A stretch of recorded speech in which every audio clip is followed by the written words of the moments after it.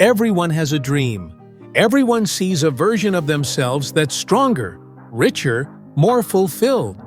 But vision is the easy part, because life doesn't hand you what you hope for. It hands you trials, setbacks, and silence, not to break you, but to build you. And while the world worships what looks good on paper, destiny is reserved for those who can survive what never made it into the plan. In the end, you won't be remembered for what you imagined. You'll be remembered for what you endured, and what you became because of it. You become what you endure, not what you envision. They told you to visualize your dream life, to write it down, speak it aloud, to see yourself already there standing on the summit of your success. And you did. You closed your eyes and painted the perfect picture. The mansion, the freedom, the legacy. But no one told you what it would cost, because this world does not hand you the vision just because you saw it in your mind. This world makes you earn it through fire, through failure, through every unseen hour you fight when no one is clapping. The truth they never teach in books is this: you don't become what you visualize. You become what you endure. The man at the top of the mountain wasn't carried there on wings of positive thinking.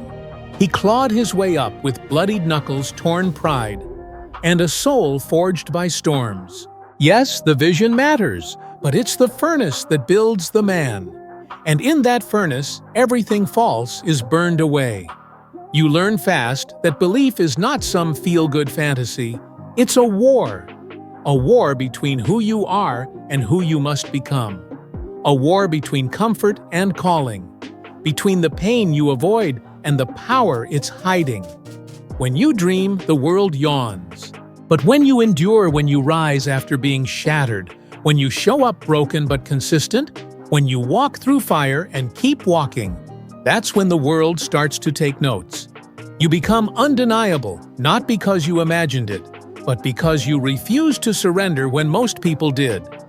Look back on every person who ever built something worth remembering, every empire, every movement, every revolution of thought. Edison didn't envision the light bulb and manifest it into reality. He failed 1,000 times and endured 1,000 rejections. Carnegie didn't inherit greatness. He outlasted poverty, criticism, and betrayal. Disney wasn't celebrated for his dreams. He was fired, ridiculed, bankrupt, and he kept going. And that's the pattern. They all kept going. They became what they endured. Because pain is the forge of purpose. Struggle is the gatekeeper of strength. Resistance is the measure of readiness. And if your vision is big, if your calling is real, then expect resistance to rise like a tidal wave. Because life doesn't test the dream, it tests the dreamer. It asks, do you want it bad enough to suffer for it? Not just once, not just when it's easy, but again, and again, and again, until every weakness is stripped, until your excuses are exhausted, until the only thing left is will. Not willpower that comes and goes, but will. That relentless force that whispers, I will become, no matter what. This is the part most people never reach, because it's not glamorous, it's not viral, it's the lonely hours, the invisible battles, the mornings when your alarm goes off and your body says no, but your spirit says go. The nights when no one believes in you, not even you, but you still show up. And slowly, inch by inch, you're being built, not into the person who once dreamed, but into the person who can carry the dream. See, that's what endurance does. It refines your identity. It rewires your nervous system to stop flinching at fear. It strengthens your faith to walk by vision, not by sight. It teaches you that greatness isn't something you chase. It's something you become one trial at a time. Most people will never get this far. They'll stop when the applause fades. They'll quit when the first storm hits. They'll convince themselves that the vision was a fantasy, not because it was, but because they weren't ready to pay the price. But you're still here. You're still in the fire. And that's not a punishment, it's a privilege. Because it means God is still refining you for something greater. And it's in this fire, not on the vision board, that your legacy is being carved. You don't need more motivation. You need more patience, more obedience, more willingness to be stretched in the silence. Because endurance is proof that you are ready. Anyone can talk about purpose, but how many can bleed for it? Anyone can dream, but how many can walk through doubt, delay, and disappointment and still not back down? Let others fantasize. Let others post. Let others fake it. You build it in the dark, in the cold, in the storm. Because you know the reward is never given to the most talented but to the most tested. And the one who endures all of it becomes all of it. Every trial you face is not just something to survive. It is something designed to shape, to strip away the lies, to expose the weak parts, to rebuild you with truth, grit, and unshakable discipline. And here's the part they never print in the books. Growth feels like death before it feels like life. The death of your ego, the death of your excuses, the death of that fragile version of you who needed things to go right in order to keep going. Because you don't just endure pain, you learn to use it. You don't just survive the fire, you absorb its power. This is where champions are made, not in moments of inspiration, but in moments of isolation. When nothing is working, when no one is watching, when the only thing louder than your doubt is your decision to not quit today. That's when the shift begins. Your faith hardens. Your mind sharpens. Your actions begin to speak louder than your fears. And the more you endure, the less the world can break you. That's why God doesn't deliver your destiny overnight. He grows you into the version of yourself that can handle it. The version that won't self-destruct when the blessing arrives. The version that has earned the right to carry the weight of responsibility, power, and influence. Because the blessing doesn't come to the one who wants it most. It comes to the one who can hold it without crumbling. You think you're being delayed, but what if you're being prepared? What if this season of resistance is not punishment, but protection shielding you from success you're not yet strong enough to sustain? You must learn to love the season no one claps for. To embrace the days you're overlooked, underestimated, and underpaid. Because those are the days your foundation is being poured. And foundations are never glamorous. They're dirty. They're buried. They're unseen. But they're everything. The skyscraper doesn't rise because of its design, it rises because of its depth. And if your vision reaches high, then your roots must grow deep. You want power. Endure powerlessness. You want clarity. Endure confusion. You want strength. Endure weakness over and over again until you stop flinching when it shows up. Every trait you admire in someone who's further ahead than you, discipline, boldness, consistency, conviction, was not given.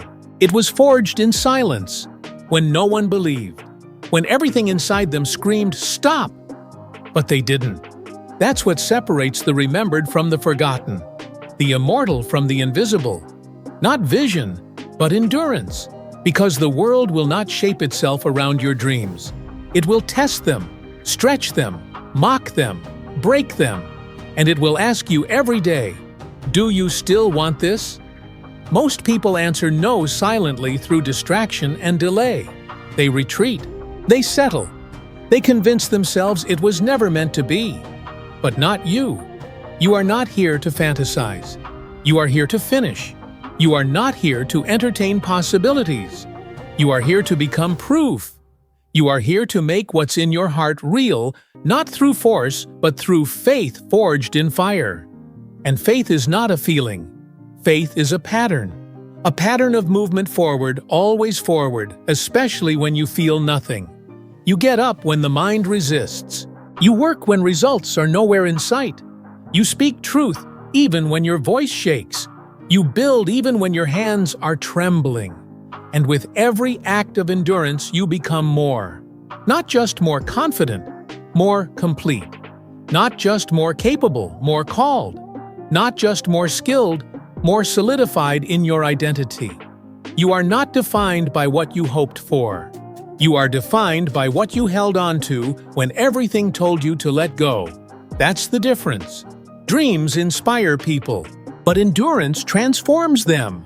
And that transformation, the one that happens beneath the surface, in the depths of the unseen, in the private hours of war between you and yourself, that is where greatness lives. Where most turn back, you turn inward. And in that silence, something is born. Not just motivation, not hype, but unshakable conviction. Conviction that says, I was made for this storm. I was built for this pain. And I will not break, I will rise. Most people misunderstand strength. They think it's loud. They think it roars. But real strength is quiet. It's silent obedience when no one applauds. It's relentless action with no recognition. It's doing the right thing when it costs you everything, especially when no one will ever know. And that's where endurance becomes sacred. It's not just persistence, it's identity. You begin to realize this isn't something you're doing. This is who you are now.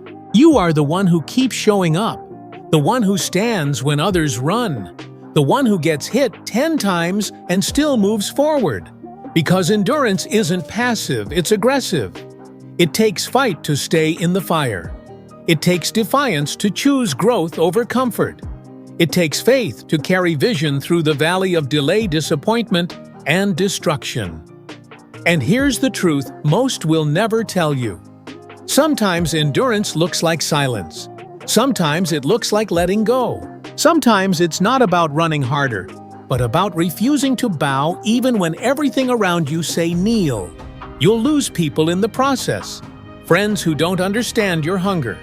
Family who question your sacrifice. Peers who mock your discipline. But you're not here to be understood. You're here to become something they've never seen. And that transformation doesn't happen in your comfort zone. It happens in your crucifixion when every part of your old self is nailed to a cross of choice. The choice to let the false die so the real can rise. That's what the caterpillar never understands. When the cocoon feels like death, it's actually the beginning of flight. But only if you stay. Only if you don't cut it short. Only if you embrace the dark long enough for the wings to form. That's what endurance is, a brutal, beautiful, holy becoming. Not everyone will survive it, because it's not easy. It's not fast. It's not painless. But it's worth it. Because on the other side of the fight is a version of you that cannot be manipulated, cannot be broken, and cannot be stopped. That version of you is not a fantasy. It's not wishful thinking. It's being forged right now in your discipline, your struggle, your lonely moments of choosing truth over ease. And I need you to understand this. The old you is not strong enough to carry the blessing you asked for. The old you is not wise enough to steward the influence. The old you is not prepared to hold the weight of the calling. That's why the journey hurts. That's why the trials don't end. Because the fire is not punishing you, it's upgrading you. It's cutting away everything you can't take into your next level. The fear, the pride, the comfort addiction, the self-doubt, the people-pleasing, the need for approval, the desire for ease. All of it must burn. Because where you're going, you can't be soft. You can't be fragile. You can't be casual. You must be forged in discipline, forged in devotion, forged in uncompromising alignment with the future you say you want. And here's the paradox. The dream you're chasing is already real. It already exists, but only for the version of you who's earned the right to meet it. So ask yourself right now, are you that person? Have you endured enough to hold it without dropping it, without squandering it, without folding the moment pressure shows up? This is the difference between fantasies and realities. Fantasies are cheap. Realities are earned. And the currency is pain. The price is consistency. The tax is every day you choose growth instead of ease. Truth instead of lies, discipline instead of dopamine. And yes, it's hard. But what's the alternative? Living a life built on what-ifs. Shrinking back every time it gets uncomfortable. Reaching the end and realizing you only ever touched the surface of who you could have become. No, that's not why you're here. You weren't born for average. You weren't built for ease. You weren't created to dream small and die with regret. You were born to rise, to become, to embody the truth that endurance isn't just surviving pain, it's transforming through it. You don't need another reason. You don't need another affirmation. You don't need another sign. You need one thing to keep going. Because you're closer than you think. Closer to the person the world has never seen. Closer to the version of you that walks with clarity, conviction, and fire. And all it requires is this: don't break. Build. You were never meant to be ordinary. That restlessness in your soul, it's not dissatisfaction. It's destiny, knocking on the walls of your comfort zone, demanding to be let out.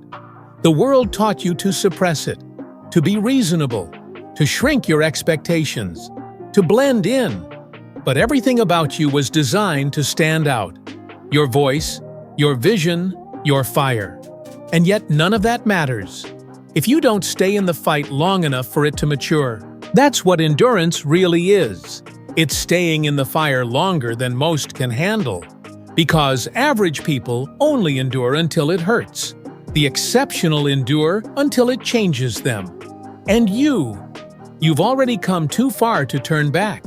You've already suffered too much to settle for survival. You're not here to endure for the sake of pain. You're here to extract power from it. You've cried tears no one saw, fought demons no one understood, kept going when quitting would have been easier. And every time you stood back up, you weren't just healing, you were evolving. And now, it's time to own that evolution. Because endurance by itself isn't enough. You must claim the identity it gave you. You must move like someone who has paid the price. Walk like someone who has bled for this moment. Speak like someone who has died to their past, to be reborn in their purpose. Don't you dare carry yourself like a survivor, carry yourself like a creator. You didn't crawl through hell just to live a life of apology. You didn't withstand the storm just to blend in with the clouds. You are the storm now, and the world feels it when you enter the room. Because your energy carries scars not of damage, but of dominion. Your voice echoes with weight, not from noise, but from knowing. And your presence commands attention not because you're loud, but because you are aligned. That's the reward for enduring when others escaped. That's the fruit of staying faithful when the world gave you every reason to fold. You now carry something they can't replicate. Conviction, depth, real power. And that power doesn't scream. It stands, unmoved, unafraid, unapologetic. Because you know who you are. And more importantly, you know what it took to become that person. Most people want their life to change without changing themselves. They want new outcomes, but cling to old habits. They want breakthrough, but they avoid breaking. They want the reward, but skip the refining. And that's why most never taste real greatness. Because the doorway to destiny is built with bricks of endurance, and most people never lay enough of them to open it. But you are different. You've laid them one by one. Through rejection, through failure, through betrayal, through doubt, through days when it didn't make sense, through nights when you questioned everything. But you laid them anyway. And now you're standing at the threshold of something bigger than anything you've ever known. Not because it was handed to you, but because you built the strength to receive it. So now the question is simple. Will you walk through? Because stepping through that door requires one more thing. A final death of the old story. The one where you were the victim. The one where you weren't enough. The one where your trauma defined your potential. The one where your past whispered limits into your future. That story ends here. You're no longer becoming. You have become. Not because you envisioned it, but because you endured it. You walked through the desert, and now you carry the water. You fought in the shadows, and now you shine without shame. You burned, and now you blaze. The world doesn't need another loud voice with no depth. It needs you, a soul who speaks from scars, a leader who leads from lessons, a creator who builds from conviction. And if you ever forget how far you've come, look back at the ashes, not to mourn them, but to remember that's where your power was born. There's something sacred about a soul that refuses to quit. A person who could have backed down, could have disappeared, could have let life harden them, but instead chose to rise not once, but every single time it got harder. That kind of soul, it cannot be stopped. Because once you've tasted what it feels like to endure long enough for the transformation to begin, you never go back. You can't. You've seen too much. You've lost too much. You've become too much. And now, mediocrity isn't just uncomfortable, it's unrecognizable. Because you don't move like someone who needs validation. You don't work like someone who's hoping for permission. You don't pray like someone waiting for signs. You are the sign. You are the proof that a human being can be broken and rebuilt stronger, that a heart can be crushed and still beat louder, that a soul can be burned and still set the world on fire. You didn't need things to be easier. You needed to remember who you are. And now you know. You were never weak. You were just untested. But now, you've faced the testing ground and claimed your truth in it. You've walked through the valleys where dreams go to die and carried your vision out still breathing. You've sat with doubt and chosen discipline. You've been underestimated even by yourself and still showed up.